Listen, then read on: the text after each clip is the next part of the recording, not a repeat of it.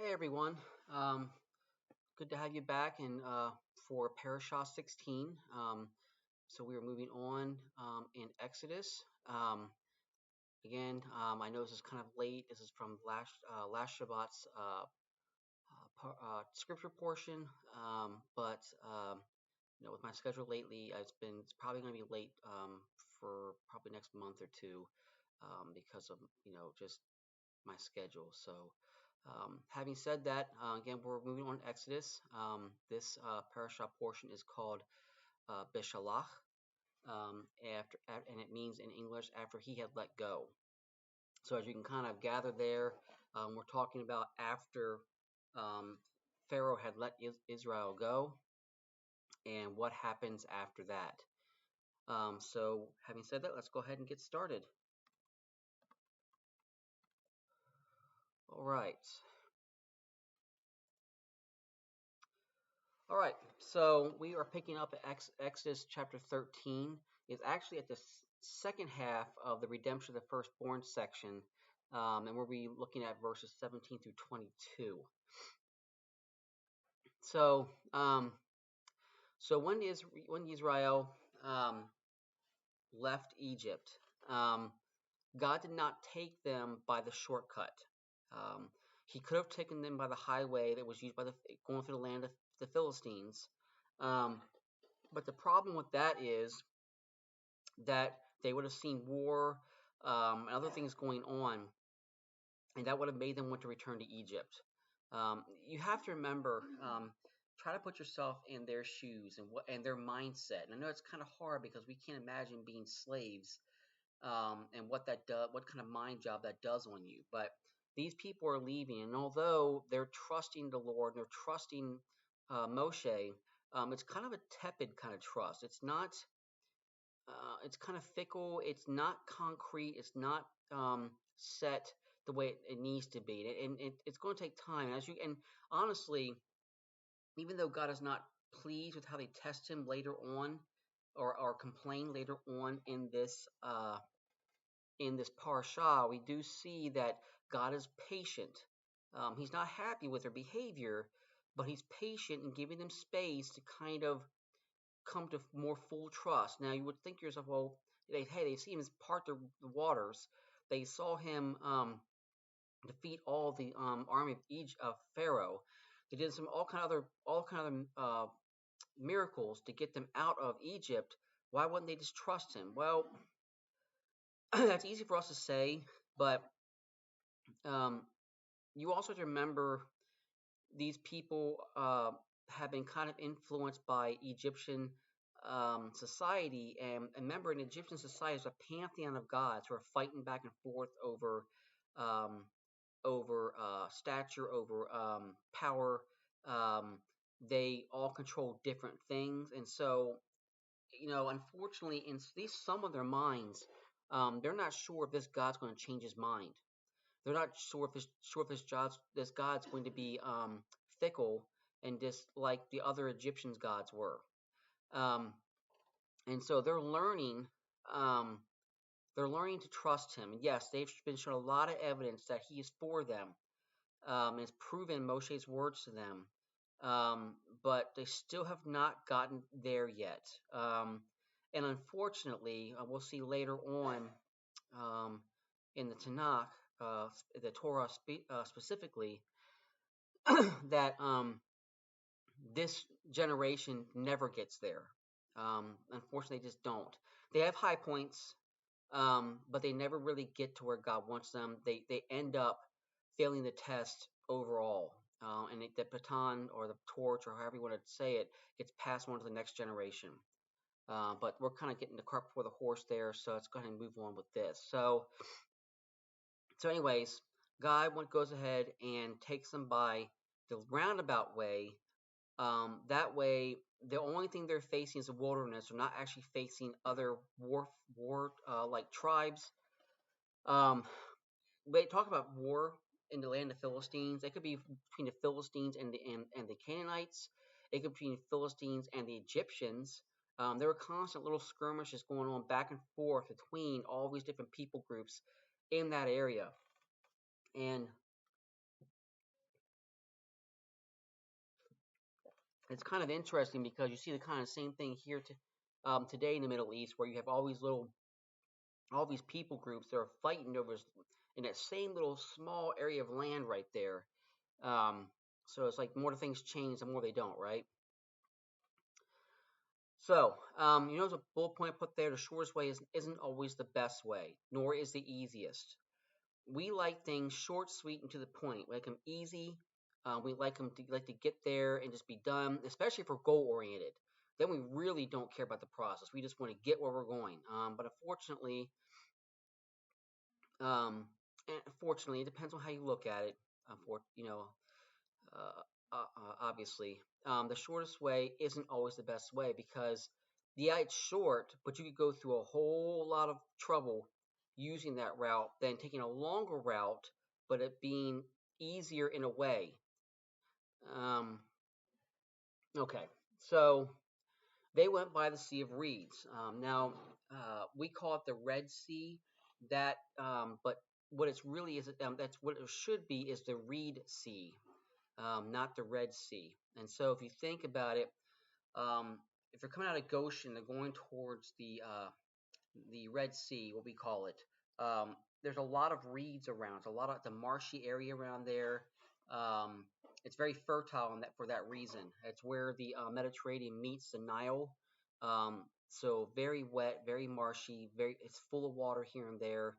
Um, and so and it's the force of the Nile, how large it is, actually keeps the Mediterranean where it is, and the salt water not flooding back inland.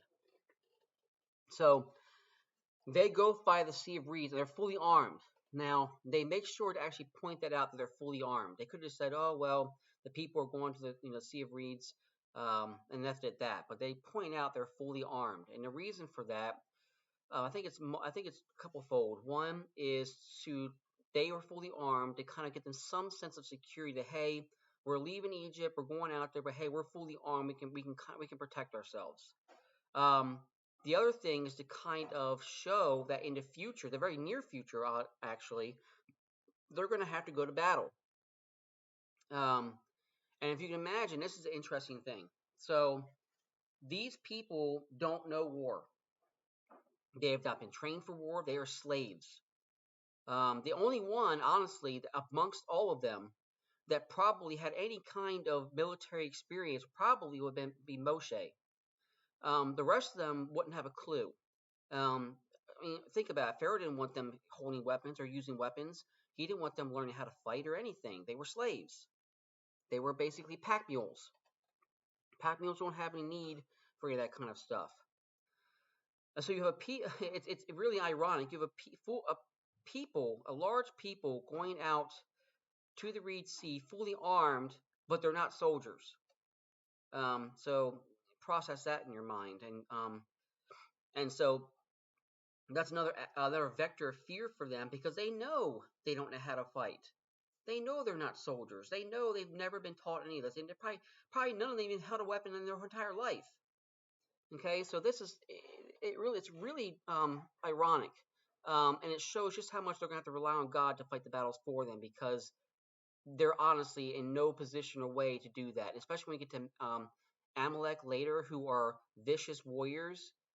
Um, them going up against that kind of an enemy with their lack of preparedness, like nil, um, it's miraculous that they win. It really emphasizes how miraculous it is that they win. Not just them, but like most of the battles in the beginning before they finally start learning how to do warfare and become soldiers. Okay, so coming out of there, Joseph's bones went up with them. Now, Joseph, if they say bones, what they're really carrying is a mummy. Okay, remember that in Egypt, their burial customs were to go ahead and, remove different organs, to go ahead and embalm the body for a very long period of time, and then they got put in a sarcophagus. And so that's most probably what they were carrying Joseph in, and then they eventually will inter him um, in the cave of Machpelah with the rest of his ancestors. Was Yitzchak, and Yaakov. So Moshe and the entire land of Moshe and the entire tribe of Israel um, fulfills their promise. Now it's been a long time, so the fact that they remembered Joseph, they didn't forget him. That's a good thing. They could have just left him there and say, "Hey, we're out of here," but they went to the trouble to go ahead and grab Joseph's remains and fulfill their promise to him and take him out of there. So, like I said, the people had high points and low points. There were some areas where they really shined, and there were some areas where, man, you're scratching your head like, what in the world? Okay. All right. So this is also where we begin to hear of God going before Israel as a pillar of cloud during the day and a pillar of fire during the night. Now, the pillar of fire at night, it said specifically, was to give them light, so that no matter whether they were traveling during the night or traveling during the day, they could see where they were going.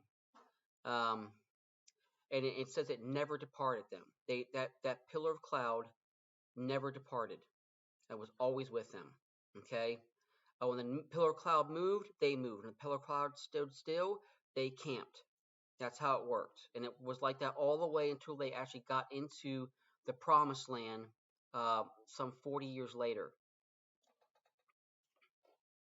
By the way, and we'll learn this later, tragically, this whole thing should have taken maybe 2 weeks, and it took 40 years.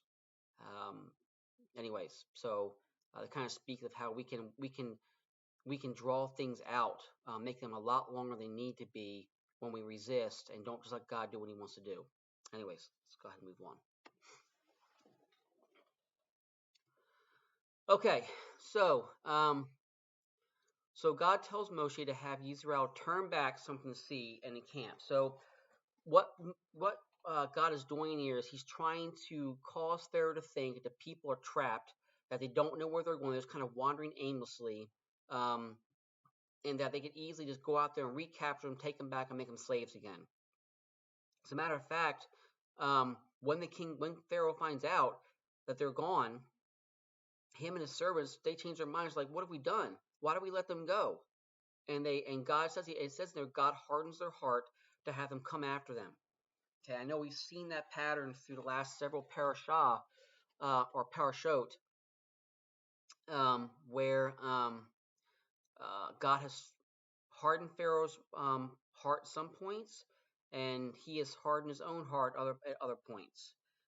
Usually the hardening done by God happens after Pharaoh has already decided to harden his heart, and then God does it for him until he gives him another space to repent and turn around, which unfortunately Pharaoh never does. So Pharaoh takes his best, not just his regular army.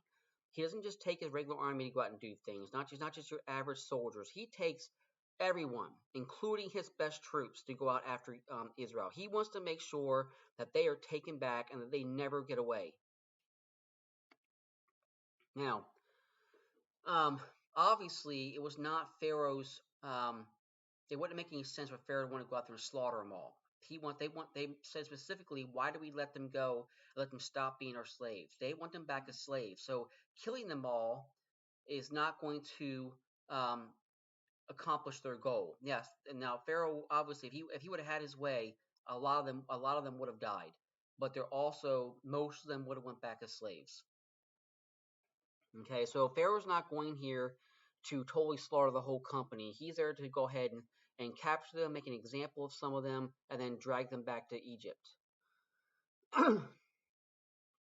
Okay, so now when the children of Israel see Pharaoh and his huge army coming, remember, you're talking about a people who are very familiar with Pharaoh and his tactics, very familiar with the harshness of his people, very familiar with everything that happened, went along with Egypt, that came with Egypt, and their relationship with them.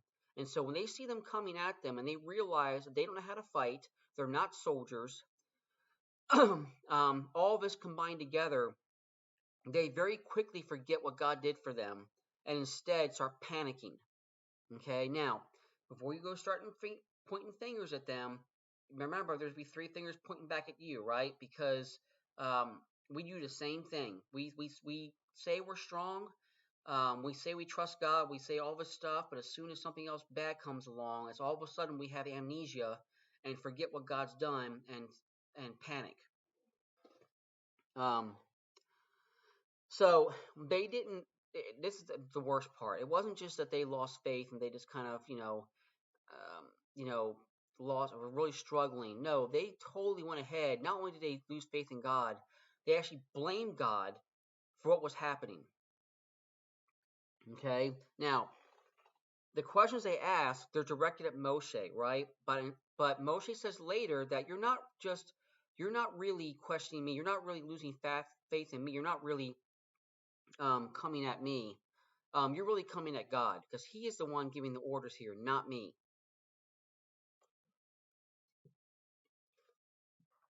So, three questions they ask, and these are, if you think about it, you're like, wow, really? They ask, have you taken us away to die in the wilderness because there were no graves in Egypt? Okay, ouch, number one. Then the second one, why have you dealt this way with us to bring us out of Egypt? Okay, ungrateful much? Um, did we not say to you in Egypt, let us alone so we may serve the Egyptians? So, in other words, they're all for being free of Egypt as long as it doesn't come with any kind of trial or hardship.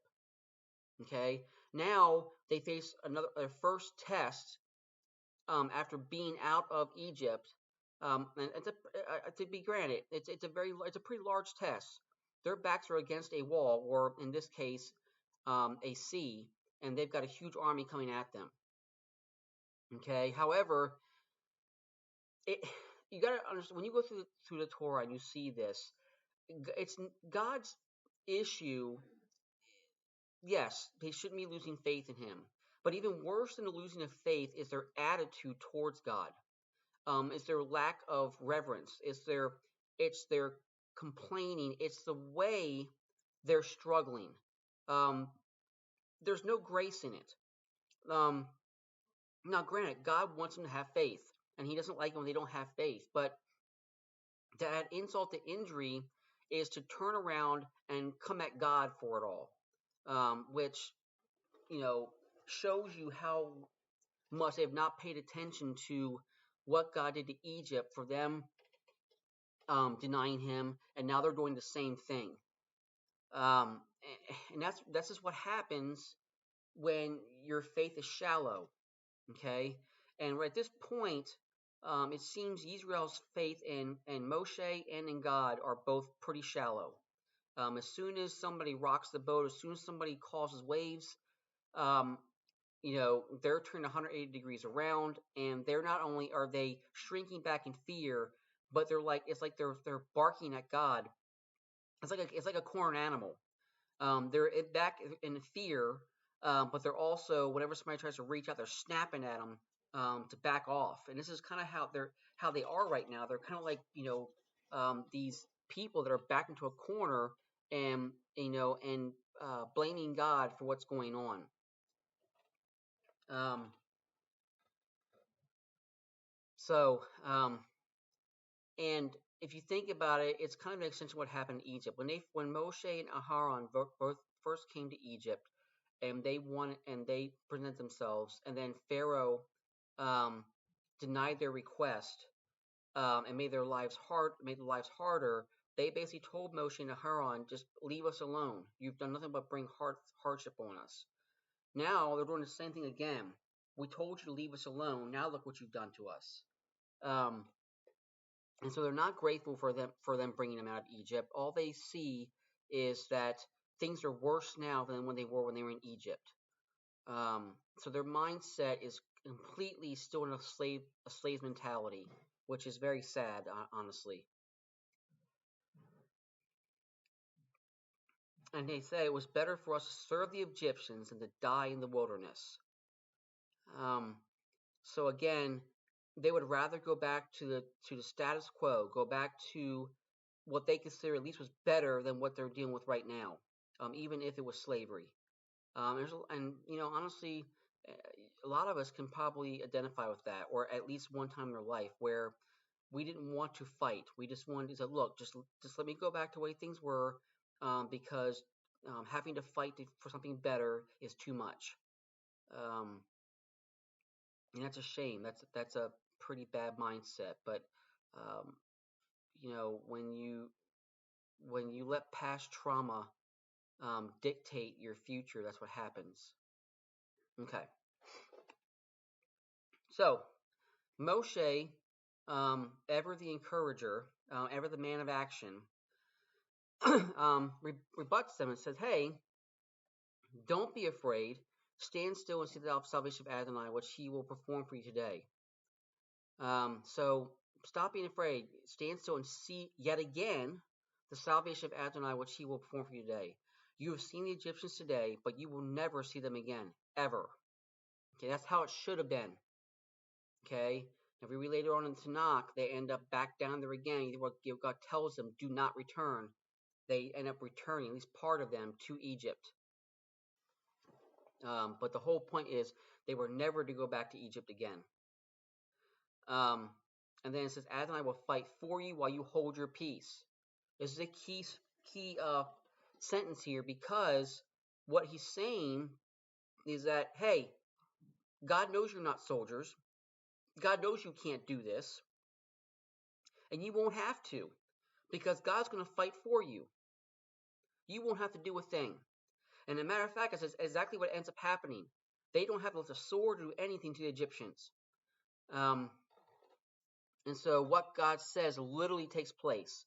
They will hold their peace, and Adonai, God will fight for them, and He does fight for them. So Moshe, doing what he should, he goes to God and says, okay, what do I do? But at this point, God's like, why are you coming crying out to me about it? Move forward, Now, either, and you can see what I wrote here, you can either say God showed him ahead of time what to do, but he's going back to ask anyways, or God's saying, hey, do the next logical thing here, it's time to act. So either way, God's like, take action. You don't need to be crying out to me. You know what you should be doing, whether he told him or not. Moshe knows what he should do. And God says that he will go ahead and harden the hearts of Pharaoh and the Egyptians to chase them. So they will keep chasing no matter what happens. They will keep chasing to a point. We're going to see that here in a minute. And again, it is God to gain honor over Pharaoh, who still only honors himself. Pharaoh still does not recognize God as the only God. He still thinks that he is comparable to God because he himself is a God. So he still doesn't get it. And when he used to say back in further in Exodus, further back that when you say further back that he sinned against God, think about it in this way. He's not saying I sinned against the only God. He said, oh, I sinned against your God, a God, and I'm sorry. But I'm still a God myself. So Pharaoh never got it. All right.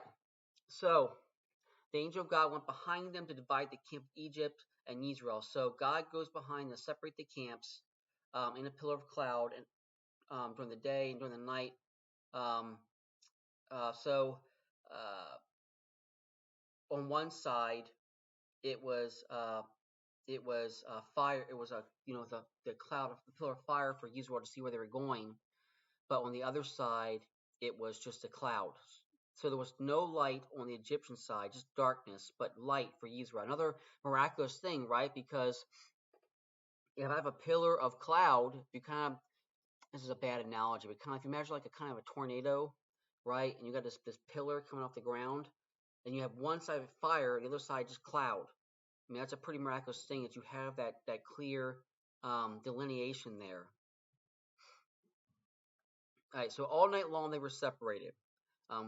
So Moshe stretched out his hand and staff as God commanded, and an east wind blew over the sea all night long. So while that wind was blowing over the sea, while it was taking that time to blow and create that path for Israel, God kept the two camps separated.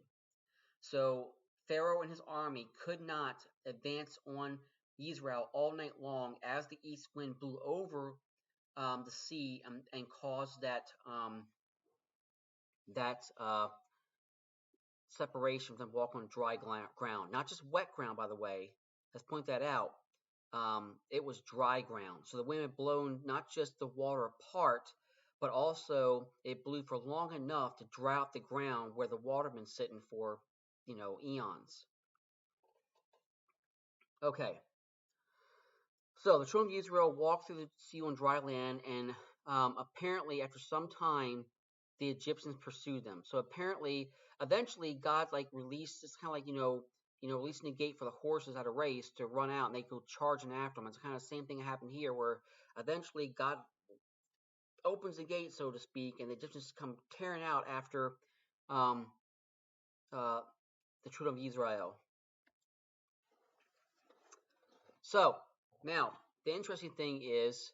The pillar is obviously still there, but maybe had moved more towards um, either they went around the pillar, God let them go around the pillar to chase Israel, or the pillar moved towards Israel and kept ahead of the Egyptian army. Probably the latter. And so the reason what it says, God looked at Egypt through the pillar of fire and cloud. So you can imagine the Egyptians saw this. They saw God's face or his eyes, or they knew he was looking at them through the fire and cloud. They knew it. And when they saw that, they panicked. Okay? Now, what I said earlier about they chased him up to a point, this is probably the point where, this God's for real, and we need to go ahead and turn around and stop chasing these people. It even says later on that the Egyptians point out, we need to flee from Israel because the God of Israel is fighting for them. So they knew what was happening. However, when they go to try to flee, God causes the wheels of the chariots to come off where the horses were just dragging the chariots on the ground. So the wheels come off, and the horses are literally just dragging the chariots along the bare bottom of them without any wheels. They're just being dragged through the dirt. So they can't escape. Even when they try to, there's no way to get out of the Reed Sea.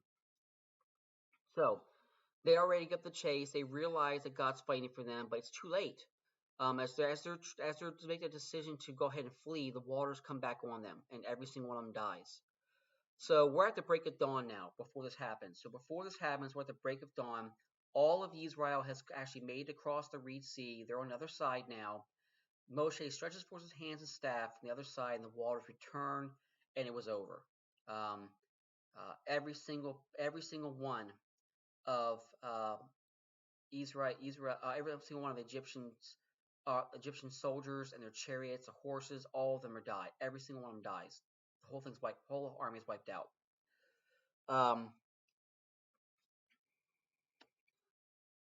So, and we don't know. It doesn't really specifically say whether Pharaoh died in this or not. I can see, and this is just my own conjecture here, I can see God letting Pharaoh stare from the other side and see his whole entire army get wiped out, and saw God looking at him and seeing all these things. And hopefully at this point, we don't know, because they never talk about this Pharaoh ever again. We don't know what happened in his mind, but it could have actually happened that maybe he finally realized. Maybe not. The fact that if you go to Egypt, you're not really going to hardly find anything about Israel's slavery, tells me that this part of history was expunged from Egypt. Okay, there's hardly, they're looking still now, but for the most part, there's no mention of this part of history between Egypt and Israel. There's passing mention of people called the Hyksos, which were from that area where Israel came from in Canaan. But there's nothing definitive. And it would make sense if this Pharaoh didn't change his mind and he wanted to erase this blot on um, his history as Pharaoh, that he would have had them expunge everything they possibly could about this period in history. If you can't change history, you try to erase it. Okay, so again, we're at the break of dawn now. Waters come by, all of them wiped out, and Yisrael physically sees all the dead Egyptians washing up on the seashore. Okay, it's like, they can see it, for a wide swath probably of these Egyptians just washing up on the seashore. Okay, and when they see this, they realize, just as sure as the Dead Sea separated them from Egypt physically, that the armies of Pharaoh can never chase them anymore. Not only are they separated physically by the sea, they're also all dead. Okay, so at this point, they feared God and believed in Him and His servant Moshe. So we see the faith return. Okay, um, and so things are going good. And so as things are going good, the people are celebrating. Um, they're worshiping and doing all these things because good things are happening. Okay. Unfortunately, this does not last, because as soon as something else harsh comes up, as soon as they have another trial, they immediately turn their back on God and Moshe, and they attack them with pretty bad attitudes and lack of faith and sarcastic and kind of snide comments. Okay, so yeah, they're going to revel here for a minute. They're going to worship God. They're going to celebrate. They're going to sing songs. Miriam's going to come out with her tambourine and sing a prophetic song along with Moshe. But this kind of joyful time is going to be limited from here on to the next 40 years. Okay, so starting in chapter 15, we see the song of Moshe and Miriam. They both sing songs of praise and prophecy to God. This is a huge moment in the history of Israel. God has brought them out of Egypt. He has fulfilled his promise he made to Abraham hundreds of years earlier. And now they are about to go ahead and go to the Mount of Horeb or Sinai, and they're going to enter a covenant with Adonai, and it's kind of viewed as kind of like a marriage kind of covenant. They're entering into a close relationship with God, where they're making kind of vows to each other, and it's that kind of imagery that's painted in their relationship, or their start of their relationship with God, when God reveals himself to them at Mount Sinai. Okay, so interesting thing, at the end of Moshe's song, it almost reveals that Moshe knew all along how God would bring Israel into the promised land, and that there would be a central sanctuary. So we kind of get a hint there. So usually you think this kind of develops, like it's kind of like ad hoc, where it kind of develops as you go along, where God piecemeals revelation to them as they go along. But here it makes it seem like Moshe had already been given revelation of what was going to happen, and he knew how they were going to promise land. He knew there's going to be a central sanctuary. He knew these things were going to happen. It's not really mentioned in Moshe's call by God, or anywhere else, but in this instance, in this song, it kind of insinuates that this had been revealed to Moshe by God. Okay, now interesting enough, get this. It also says it was one that God has prepared with his own hands. A sanctuary God's prepared with his own hands. Now that's interesting, right? Because if we look further on in the Torah, even in the Tanakh, you don't see that. You do not see a sanctuary God prepared with his own hands. So that is very interesting. Does this speak of a time much later when God himself is going to return, is going to come at the end of all things, established his own temple with his own hands. Um, it's interesting how much Moshe was truly shown by God. Um, it's just very interesting if you look at these verses. It's just if you look very carefully and you think about it, you're like, wait a minute, God must have shown Moshe a lot more than what was actually listed here in the Torah, at least in the first part of Exodus. Um, and so yeah, it's that to me. That one part there seems very eschatological, very end times oriented. Um, Now maybe it was God's plan, you know, then. Well, it was God's plan to go ahead and have that temple made by His own hands during that time. But it was kicked down the road later when it was seen by God that um, Israel was not quite going to get where they needed to be. And now this is not to denigrate Israel or the Jews. What it speaks of is really what humanity deals with, where we're just not able to get where we need to be on our own. Um, so they've struggled with their faith, struggled with their devotion and their single-minded devotion to God. They struggle throughout the Tanakh. And it's not just them. They are really, I mean, the ancient Israel is not any different than the rest of us. They struggled just like the rest of us would. Um, so, so this all led to Moshe talking about a prophet that would come after him. Well, why would there be another prophet after Moshe if God would accomplish all he needed to through Moshe? That was the end of it. Moshe was given a covenant. He said everything needed to be said. God said everything needed to be said within that covenant. Israel will be where they needed to be at. All will be good. But unfortunately, because that did not come to pass, even in the next generation after this one, um, it was always going to be a thing where this other prophet would be needed, and that prophet, the one that Moshe spoke of, was Yeshua, was the Messiah, um, and so all of Torah, all of Tanakh points towards Messiah.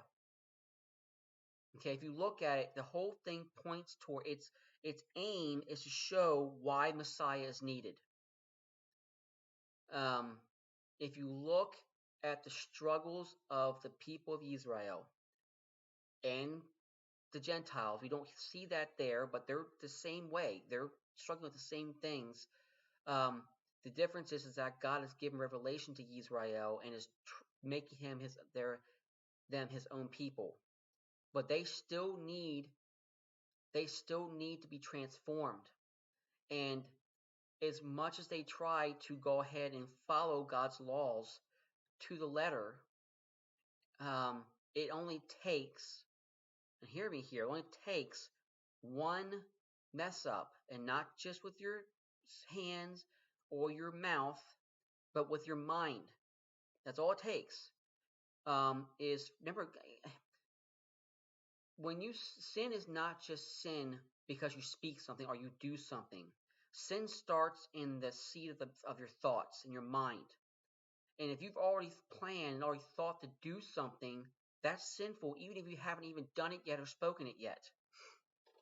And so when you do that, that single sin is good enough for you to miss out on heaven, because God only accepts perfection. Now, with that in mind, you have to have perfection annihilate and remove imperfection.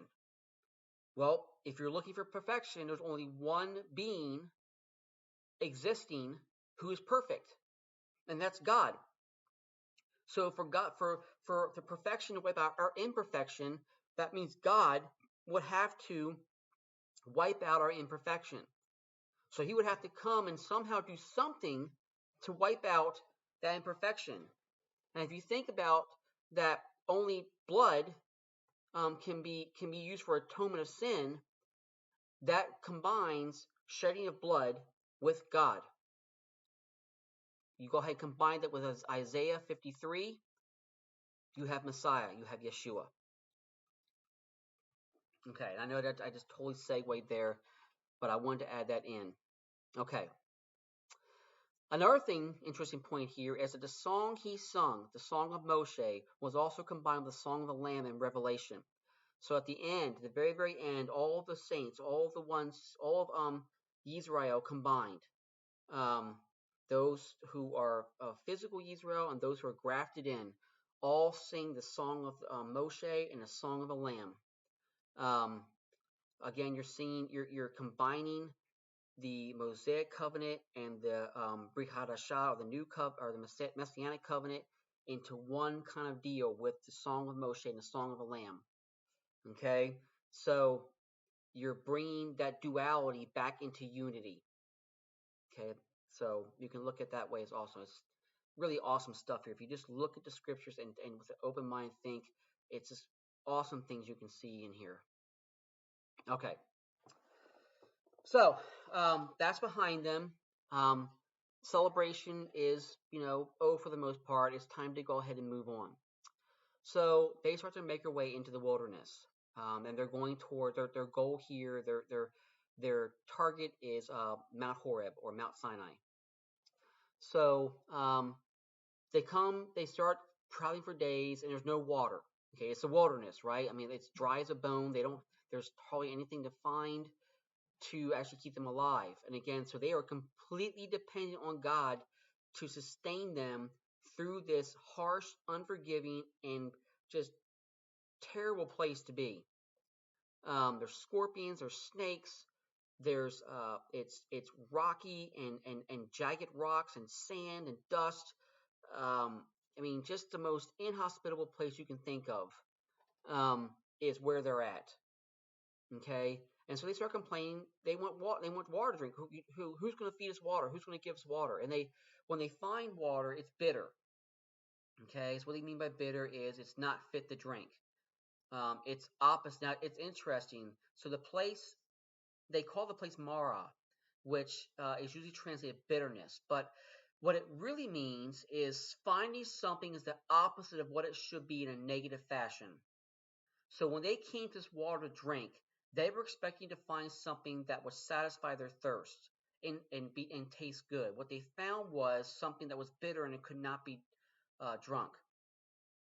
Okay, so um, so that's why they called it Mara. However, this is a kind of a dual thing here. Not only did Israel come and find water that did not fit what they should have they were expecting, God did not find Israel trusting as he expected them to. So you have bitterness from Israel, but you also have that water tasted bitter to Israel, but Israel's lack of trust in God tasted bitter to him. Okay? And so they complained. They complained and murmured. They've seen all God done so far, but they complained. Now, God, again, is not happy with their behavior, but he is gracious, and he doesn't punish them. He doesn't do anything like that.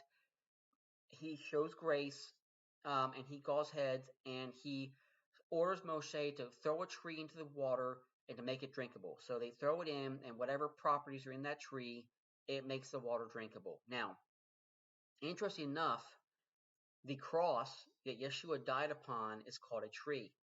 Does that kind of point to the fact that only Yeshua can make bitter waters fresh? Interesting stuff there. All right, so God tested them there, which they failed, unfortunately, and said for them to diligently listen to him. So he tested them there. He said, I'm going to do this and see. And you'll see later on where he does the same thing again. He's testing them to see, are you going to go ahead and live up to what I'm asking you to do? Are you going to have faith in me? Are you going to trust me? Are you going to do these things? And unfortunately, this isn't the first time they're going to fail.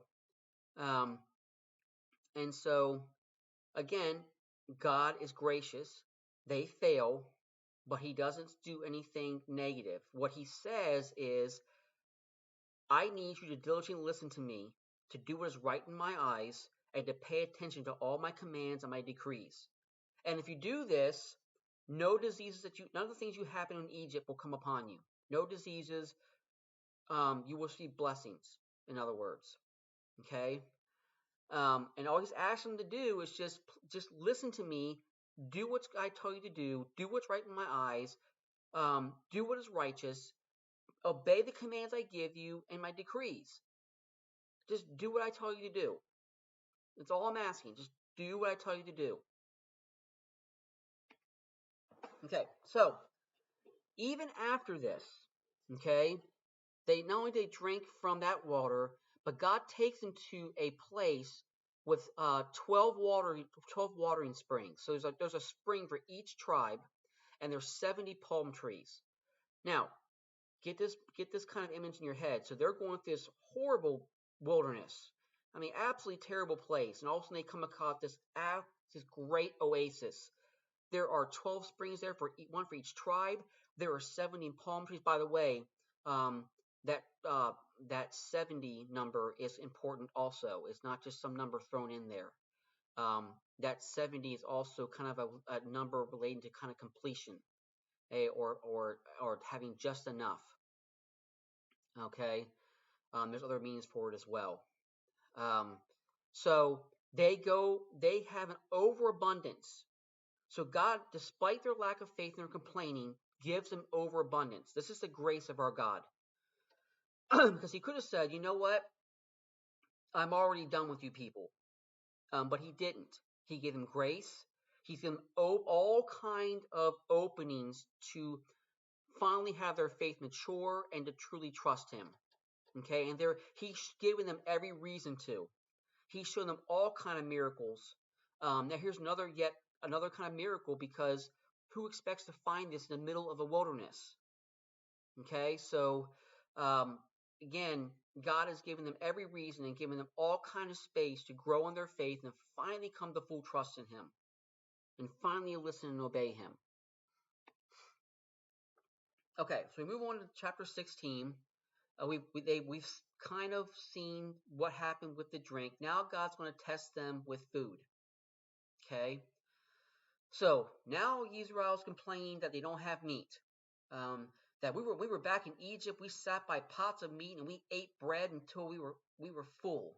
And that's not supposed to be break. That's supposed to be bread. That's a typo. So which is kind of an exaggeration, right? I guarantee you they did not sit by pots of meats in a pot of meat in Egypt and eat bread till they were full. They were slaves. They were lucky to get food enough to keep them going from day to day.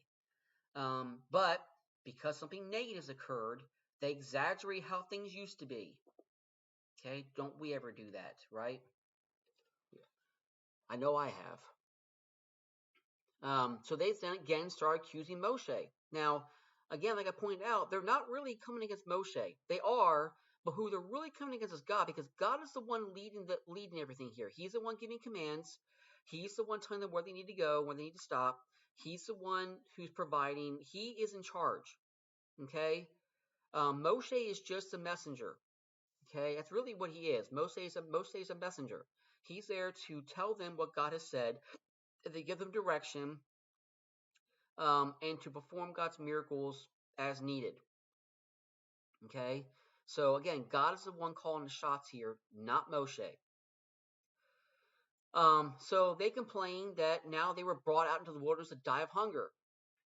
All right, so they're continually saying that God has brought them out of Egypt to die. First, it was a die of thirst. Now it's a die of hunger. Um, the level of patience God has to have at this point is pretty huge. The long suffering here, because I think most of us at this point would have said, you know what? If you're going to sit there and blame me and accuse me of things I have not done, when all I've done is shown you grace upon grace upon grace, I'm done. But God doesn't do that. He is long suffering and patient. He is showing this as one of his attributes, and he is really showing it here.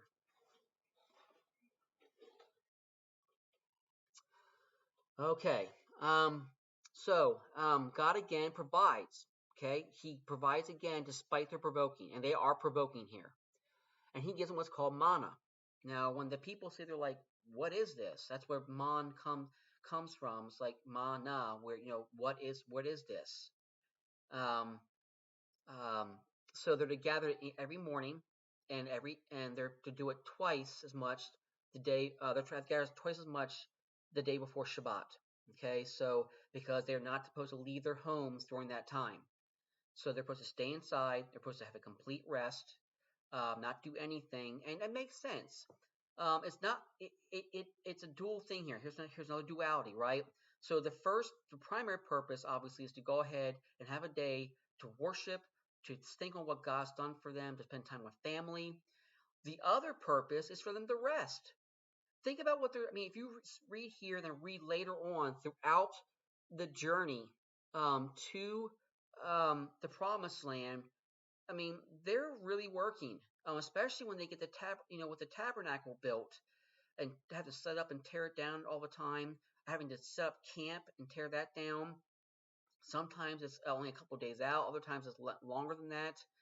Um, you know, it's a lot of work, and they're in a hot, dry, terrible environment. So they need that rest.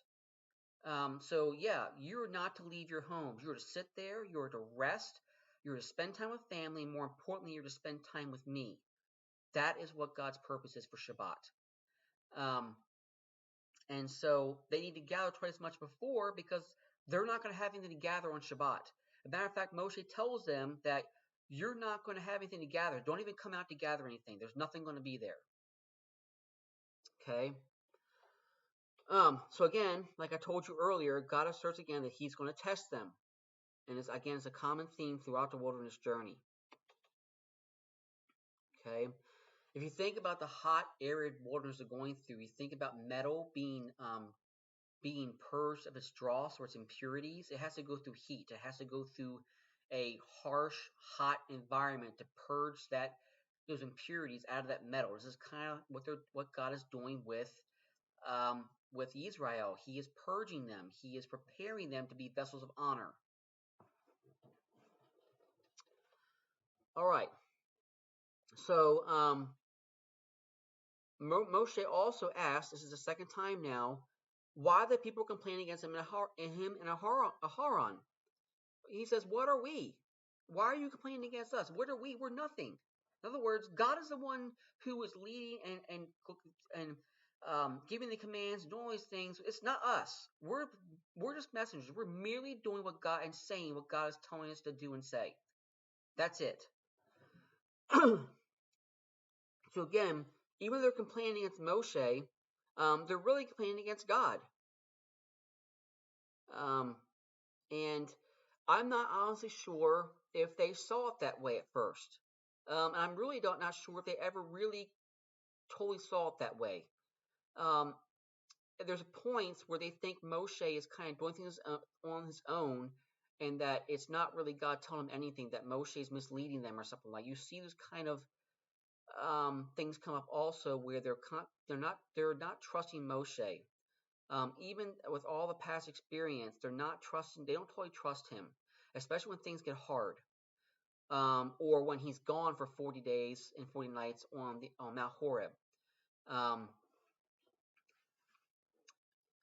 so, um, not only does God give them manna in the morning, He also gives them quails in the evening to kill for meat. Okay, after again pointing out their complaining. So God's making a point here. He's like, look, I know you're complaining. I don't appreciate it. But despite that, I'm giving you latitude. I'm going to provide for you in abundance in the middle of a place where there's absolute lack, and show you how faithful I am. And I'm hoping that you're going to see all this and you're finally going to have faith and trust in me.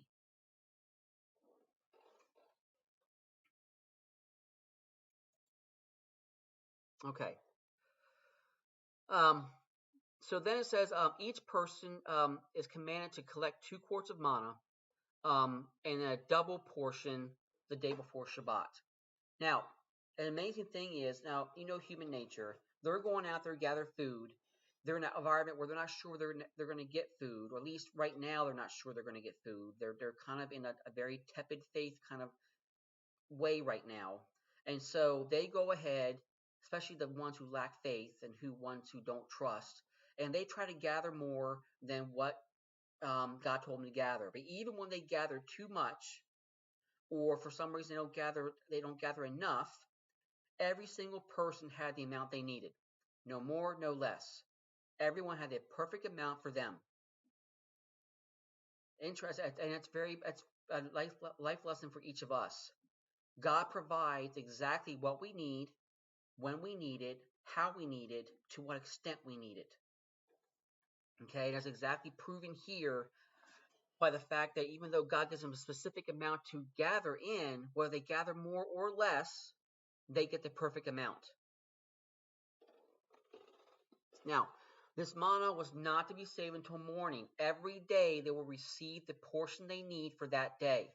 So you eat it all, and then you don't save it.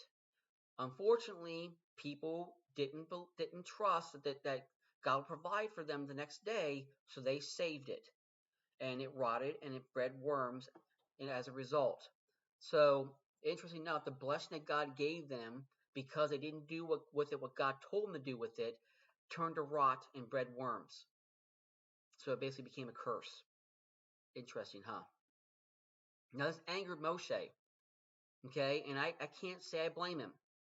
Okay, these people have been shown so much. And again, when I'm saying these people, I mean this also transfers to all of us. It's not this human behavior is not just an ancient Israel thing.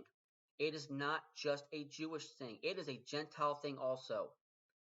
All of us behave this way at one point or another. And I'm sure if we were all mixed in that multitude, Moshe would have been angry at us too. Okay? Because if you think about it, we've been shown so much.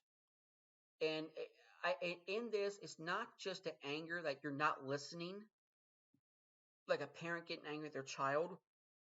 It's also a thing of frustration. To me, I can sense a little bit of frustration from Moshe here. He's like, why aren't you guys getting it? Why aren't you guys just obeying simple commands that God gives? Okay. Now, again, we have the same kind of issue here. So not only are they not only are they saving the manna when they're not supposed to, not only are people who don't trust gathering too much, now you have some of them that are going out on Shabbat trying to gather manna when there's not going to be any. So one of two things are happening here. Either one, they didn't listen to what Moshe had passed on to the elders to pass on to them, or they're simply not trusting. Okay? And so they're not doing what God told them to do. These commands are not difficult. Now, again, any one of us would have been possible that we would not have followed God's simple commands. Okay? I'm going to keep re-emphasizing that because I want you all as listeners to understand that this is not a Yisrael Jewish problem solely. Okay? This is representative of the whole entire human race. Okay? Remember, God chose Abraham to use his lineage to start demonstrating to the rest of the human race what a people of God should look like, who God was and is, what God wants, how he wants us to behave. All these different things he was doing through Israel to be a light to the rest of the world, so the rest of the world will understand who God is, that he is the only God, what he requires, etc. Okay? But Israel is still human, just like the rest of us.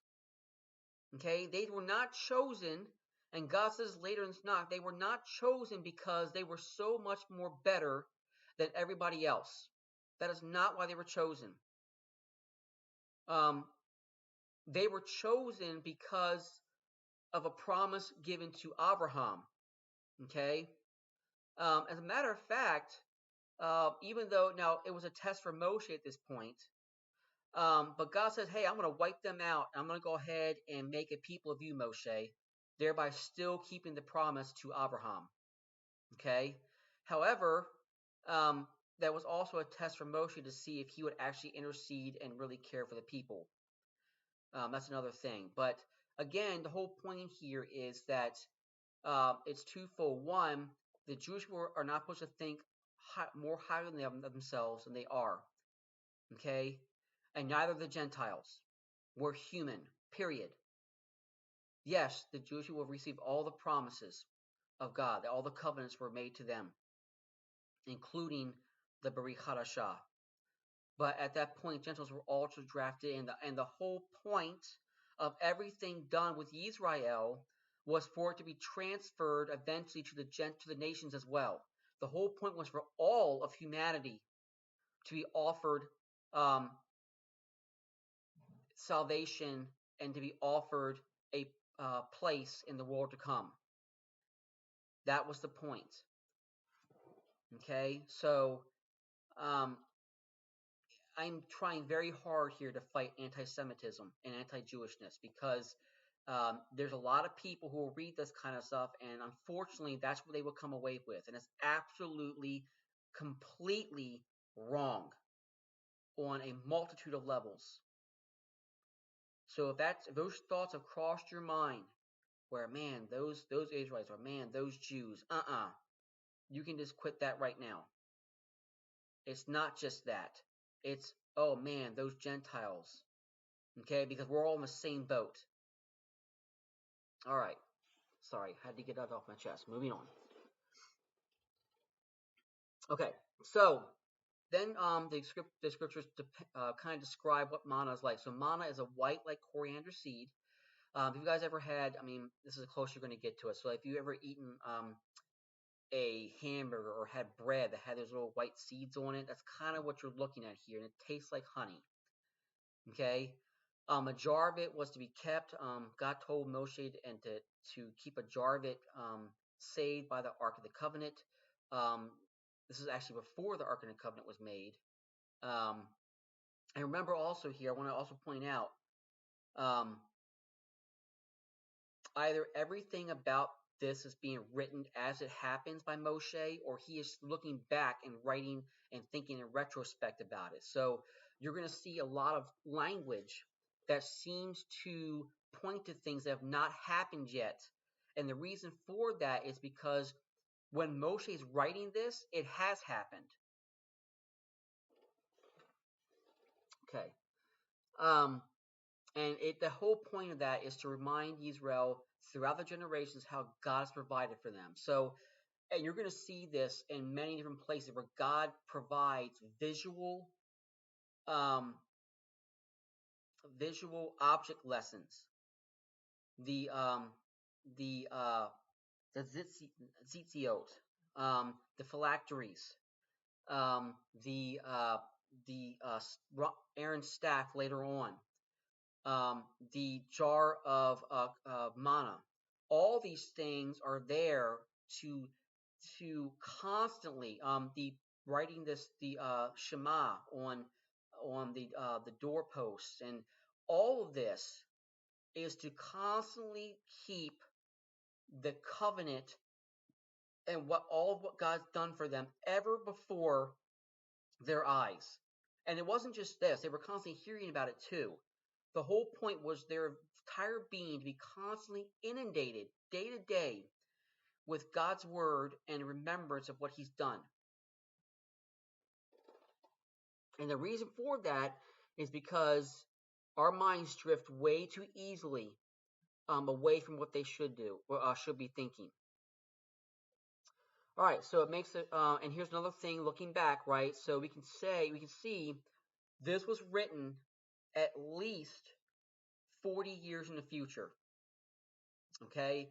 Because it says Israel ate manna for 40 years until they came into the land of Canaan, which means that has already happened, okay? So again points to the fact that Moshe is writing in retrospect. Okay, moving on. Okay, so we're in chapter 17 now.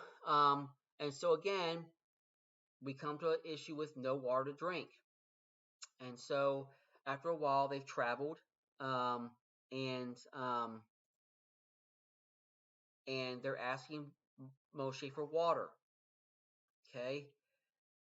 Um, so now they're again here, not just asking, they're accusing again Moshe and God, that they were brought out into the wilderness to die.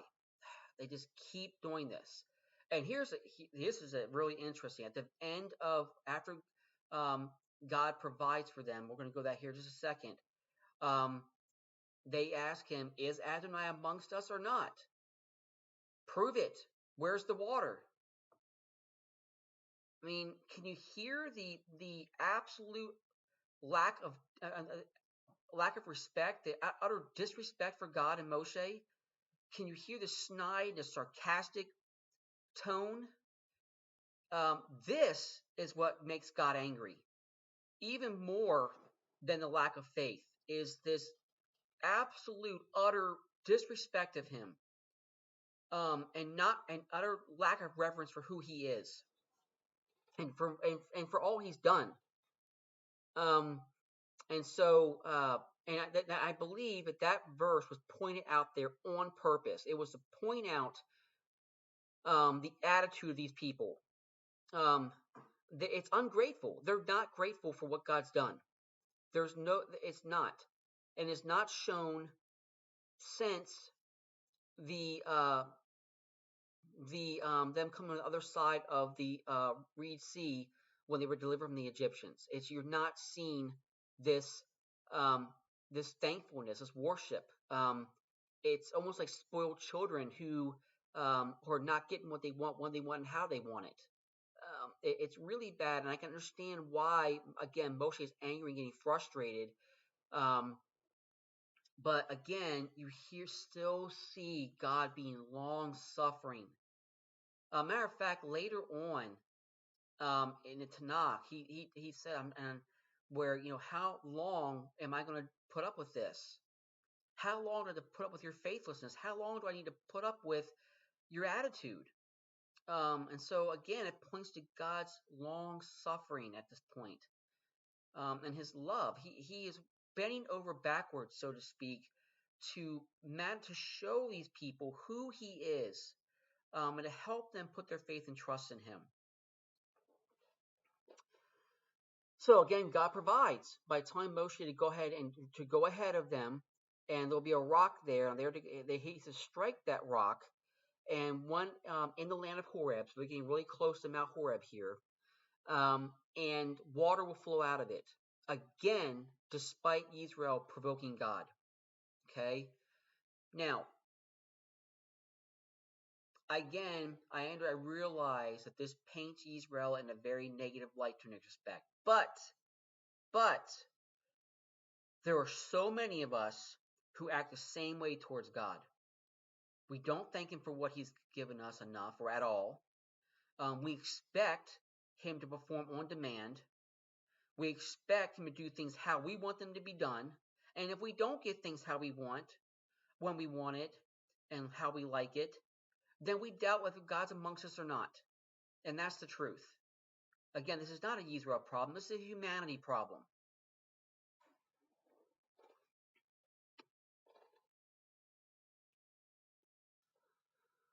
Okay, so now we come to the war against Amalek. This is the first real battle that Yisrael is going to face, and this is against a pretty stout foe. The Amalekites were known for being ruthless. They were ruthless. They were absolute warriors.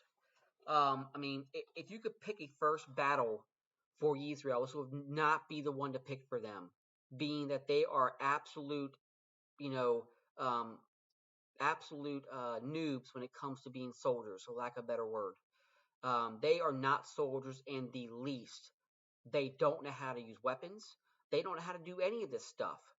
And now they're going to go and battle against the Amalekites. Okay? So, the Amalekites came and fought against Israel, and Joshua was commanded by Moshe to go out and fight with them. Okay, so Yehoshua is going out, or Joshua, he's going out, and he's going with Israel to battle. Now, so you have a huge army of these Israelites who are going out, who are untrained, don't know how to fight, don't know how to use a weapon, to go against skilled, seasoned, brutal warriors in the form of the Amalekites. You couldn't pick a much more of a mismatch. And this is where God gets his glory. Because as Moshe stands on top of the hill with Aharon on one side and Hur on the other side. Now, we don't really know specifically who Hur is. However, the historian Josephus says that it was Miriam's husband, Miriam, the sister of Moshe. We just don't know. But that is a very real possibility. And so while Moshe's hands were raised with his staff, and remember, every time, for the most part, when Moshe was being used to perform a miracle by God, his hands were always raised in the air. Okay, so as long as his hands were raised in the air, Israel was winning. But whenever they were lowered, they were losing. Now, you might ask yourself, well, why would God do that? What is the purpose? Why not just let them win, no matter if Moshe's hands are raised or not? It's an object lesson. Every single thing done here is to teach something. What is God teaching here? That as long as Moshe and other leaders are willing to lift their people up, willing to do the hard work, willing to push through, that their people will win. Okay? Are willing to do what God asks them to do, regardless of how tired they are, regardless of how much they don't want to do it. They're in a winning situation. Now, interesting enough, it got to a point where Moshe just physically could not keep his hands raised anymore. Now, God could have miraculously caused Moshe to keep his hands raised, but it's not what he did. Aharon and Hur became men of action, just like Moshe. They found a stone, they had Moshe sit on it, and then while he was lower, they went ahead and held up his arms so that they would become steady. Okay? So, in this instance, God's showing that Moshe is not a one-man show. Okay? He's part of a community. He is there to serve them, and they're there to help and serve him. They're going to help each other.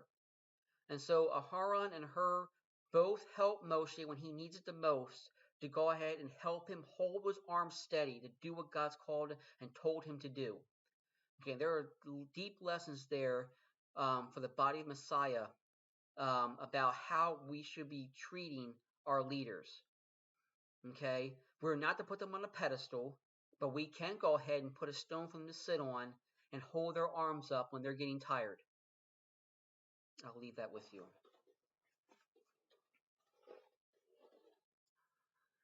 All right, so as a result of Moshe following through to what God wanted him to do, and of Aharon and Hur supporting, Joshua overpowered the Amalekites and their army with the sword.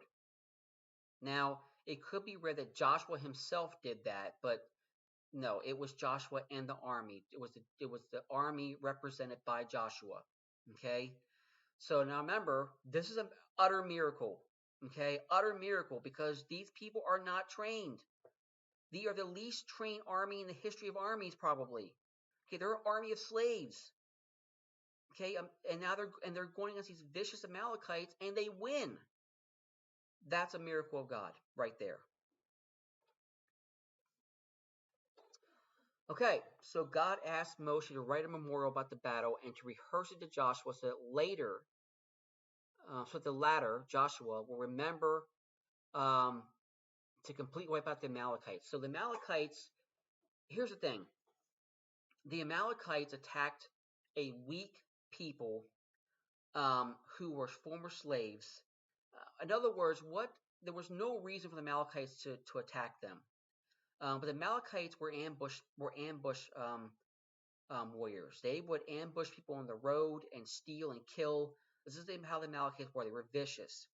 And so the way they behaved before even meeting Israel and then actually attacking Israel for no reason, God said, I want them wiped out. Now they said, man, that's awful harsh to wipe out a whole entire people. Well, the whole entire people were vicious, and God said, wipe them out. When they get to the promised land and find more of the Amalekites, they are to wipe them out. They are not to leave any of them left. Okay, and so Moshe writes this memorial to remind Joshua later. Now look, this is interesting. Okay, why would why would God have Moshe write this to Joshua if Joshua was already being prepped to take over Moshe at some point? Okay, Joshua, and you're already seeing here, Joshua was already being prepared to take over Moshe. You'll see later in the Torah where even after Moshe leaves, Joshua stays behind in the tent of meeting, and prays and worships, and he's always there by Moshe's side. He's always helping Moshe. He's learning from Moshe. He is definitely the most logical choice to take over Moshe at some point. Okay, and so now we know that Moshe does not enter the promised land. We'll find out later. Um, but whether Moshe entered the promised land, was able to divide up the land and then pass away and hand over the reins to Joshua, or whatever the case may be, Joshua was already picked out to be the successor to Moshe. It was already picked out. You see it here in Exodus. Okay. All right. So Moshe, like all of his ancestors, builds an altar, a memorial, and he calls it Adonai Nisi, which means God is my banner. And it's a remembrance that God did battle and will battle against the Amalekites for Israel from generation to generation until the Amalekites are wiped out. Okay? And even these spiritual Amalekites that we're seeing today in the Middle East who are trying to destroy the physical descendants of Abraham, Yitzchak, and Yaakov, God is still Adonai Nisi for them. He is doing this today to show his continued faithfulness to them and to eventually show them the truth of Yeshua as Messiah. Again, for both Jews and Gentiles, the goal of our faith is Yeshua, is Messiah. He is the culmination. He is what everything's been pointing to finally put things right when things are at the end of the world, when the new old world passes, the new world comes. It is all wrapped up in Messiah. He is the goal. Yeshua is the goal. Believing in him, following him, preparing ourselves for his kingdom to come and for the new world. This is all what's involved. This is what everything is pointing towards. This is what God's been aiming at the whole entire of history, is righting what mankind has wronged. Okay, so that is for this week's Parashah. I hope that was a blessing to you, that you enjoyed, that you learned a lot. I hope that you read the scripture and that you find things that I missed. Because you know what? We don't all know everything. We don't all see everything. We have our own perspectives. We have our own backgrounds, our own biases. And so sometimes people see things that we don't. And that's okay, because we don't know everything, and we're not capable of knowing everything until we receive our new bodies from God when during the resurrection and in the new world. So if you need prayer, as always, please go ahead and send those to that email address right there. I'll be honored and more than happy to go ahead and pray for you or those you want me to pray for. First names are all that I need. You don't have to go ahead and give me every nuance of what you need prayer for. Just the basics is fine. God knows exactly what's going on. And so please go ahead and send those to me. So that is it for this video. So I pray brachot or blessings upon you, and I hope that you go in shalom or peace. Laila Tov. Good night.